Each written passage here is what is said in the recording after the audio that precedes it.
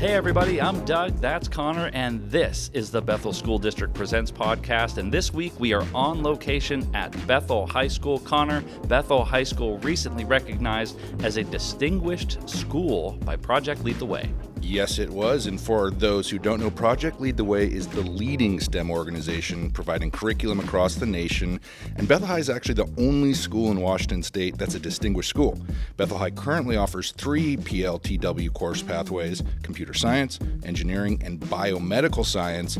And when it comes to computer science pathways, classes focused on cybersecurity are igniting students' interest. And with that in mind, joining us today is Davina Khan, Bethel High's cybersecurity teacher. Davina, welcome to the show. Thank you so much. So, Davina, we'll start with the easy stuff. How did you become interested in teaching cybersecurity? Okay, so I have been a computer science teacher for many years, but this is my first year at Bethel High School. Cybersecurity is one of the many pathways that computer science offers, and so I've always taught it. It's been a very significant component of the courses that I've taught in the past. So when I found out that I would be teaching cybersecurity here at Bethel High, I was super excited because I'm very passionate about technology. I'm very passionate about teaching students what's relevant and trending in the world.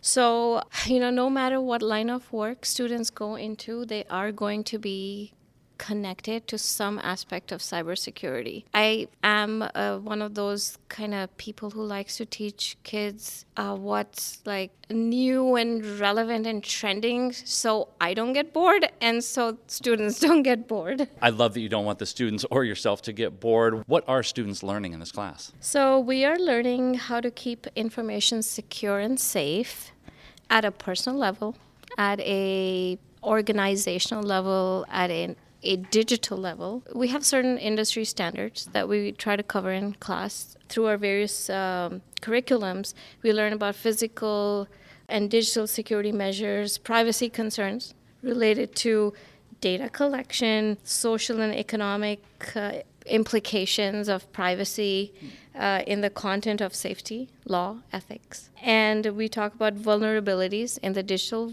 world, things that students maybe at the start of class had a vague idea about, but by the time they leave, they have a more in-depth understanding of what exactly cybersecurity entails. Whatever we can cram up in two trimesters, we try to do that. I love that. That's a lot of content that you have to cover. And to help us unpack it, we do have 2 of your students joining us today. Lee is a senior in your cybersecurity class, and Madeline is a junior currently taking your computer programming class. Welcome to both of you. It's great to be here. Thanks. So, Lee, can you tell us a little bit about the hands-on aspects of that you're learning in this class? Yeah, of course. There's quite a few different things that we do in here, and actually one of the hands-on projects is what made me want to pursue a career in cybersecurity. So we'll look at different real-world cases. We'll look at the different faults that happened with it. For example, the breach for national public data, where they somehow posted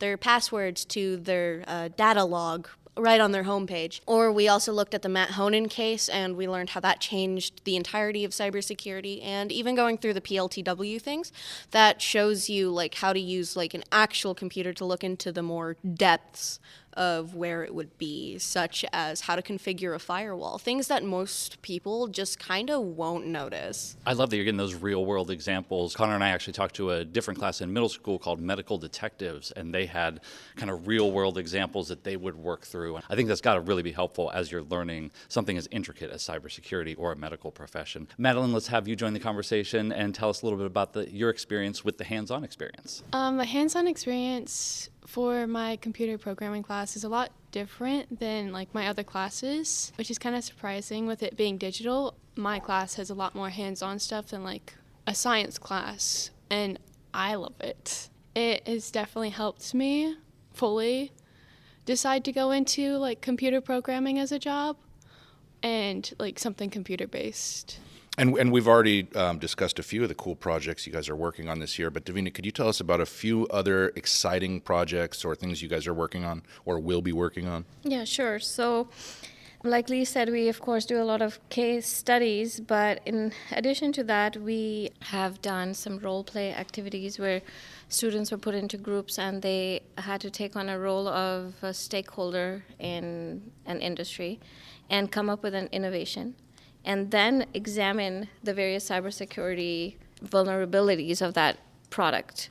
Then we also did an escape room activity in the classroom where students were given clues and they had to use the concepts that they've learned to actually unravel the encryptions, and it was kind of fun. It was harder than they thought. Other than that, the PLTW gives us a lot of labs, which, like Lee said, they were able to experience real-world cybersecurity skills. And in the programming class, which Madeline was talking about, we are actually in the process of designing an app, and they're going through the process, the design process that they actually do in industry. So they start with surveying the community that they're going to be building an app for, then they collect data, and then they create a user flow and journey map, and then they build the app. So a lot of hands-on, a lot of real-world career-connected learning. And in the cybersecurity class, another hands-on project we did was actually we did public service announcements, and we have a really cool video that Lee and her partner made. So a lot of not just the academic portion, but now let's apply it into a more engaging project. That is an amazing collection of activities and projects for students to be working on. Madeline, you're in the computer programming class. Talk about this app development. It's not too difficult to understand, but it's definitely a lot more than I expected. Me and my group partner, we're getting pretty done with it, and it's a very fun and engaging experience to work on. That's so cool. Connor, do you ever develop apps when you were in school? There weren't apps when I was in school. Just wanted you to say it. Yeah, I'm old. But one of the amazing things about this class and other tech classes is that tech is a kind of always evolving beast, and I'm sure that that's part of the fun is keeping up with that. How do you stay on top of these ever-changing cybersecurity threats, and then how do you work them into your curriculum? Because I'm so interested in this subject, I participate in a lot of blogs and different websites that I am a part of and read up on the current events.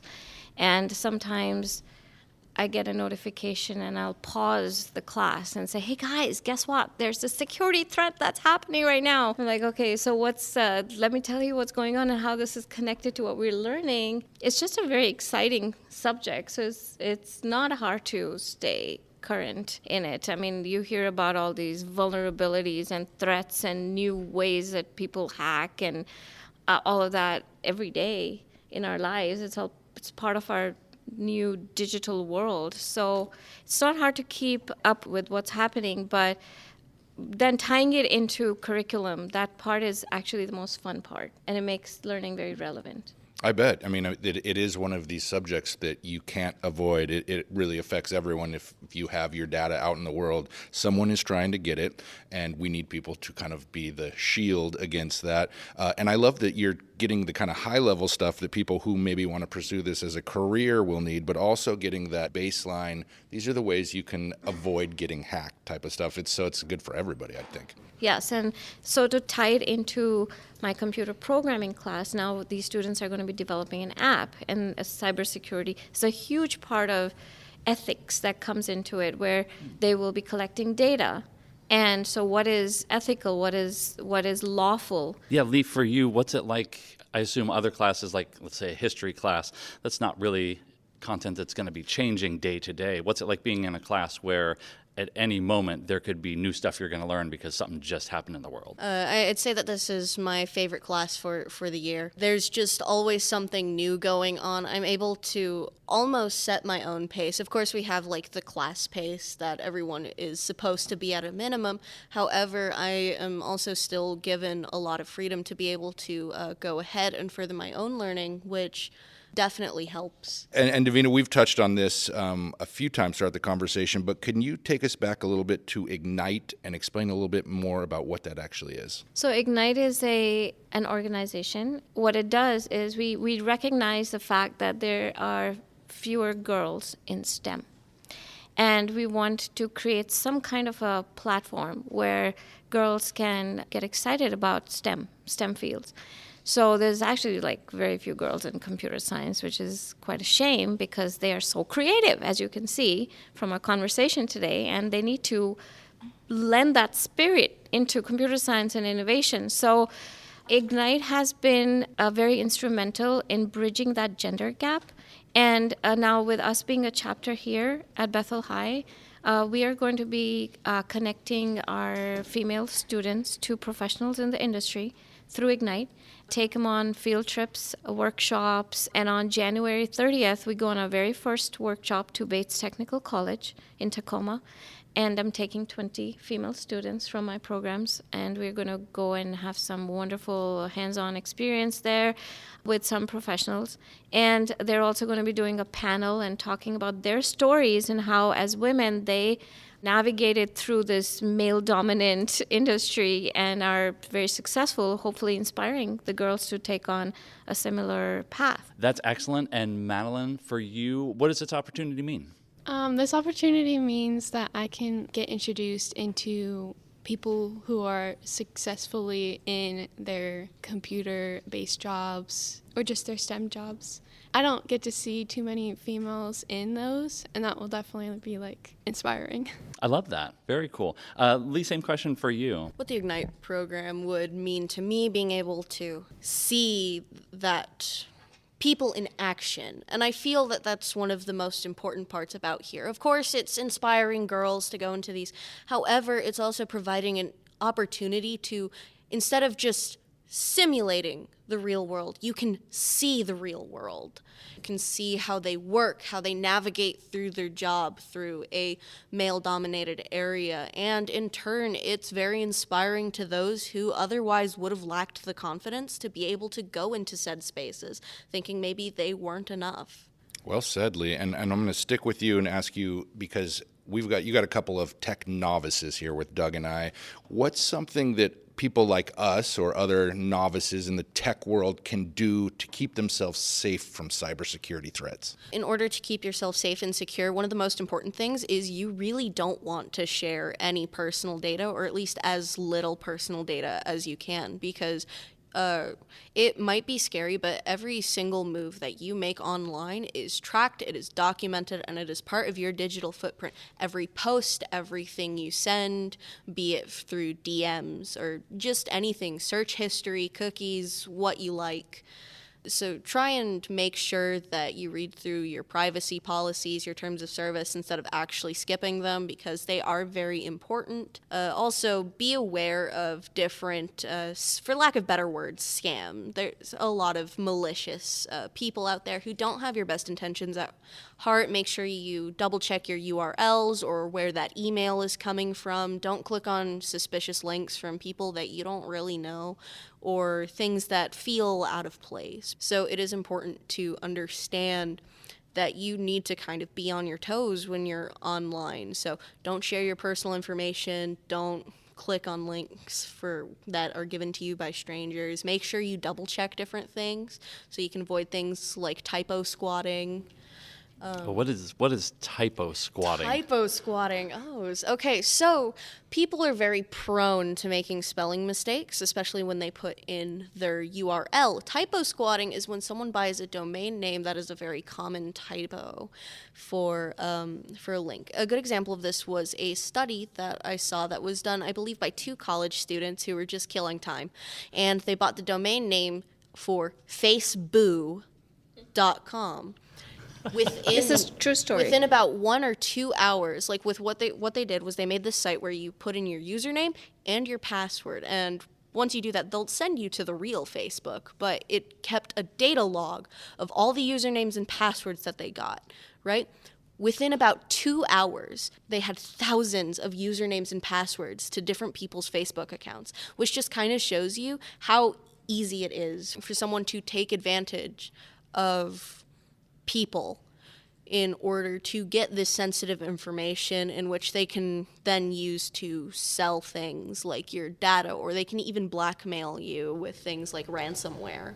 So I guess I it's had important no to learn. idea. Yeah, it's good to spell right no matter where you are. It is a good idea to double check that you are on the correct website. Frightening stuff. So, Doug, you got to be careful what you're sharing on that Stanley Tucci fan page that you're always on.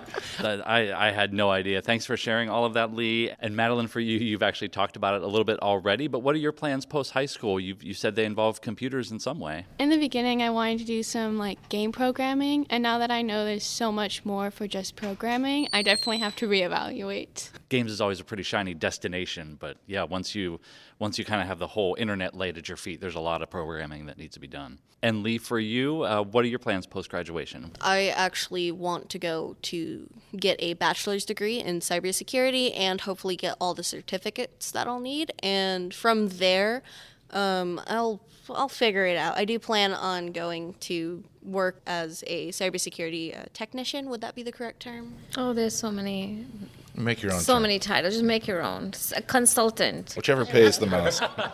But yeah, I do want to go into a cybersecurity field, probably working for a larger company. I mean, I have an uncle that works at Facebook, so I might have an in there.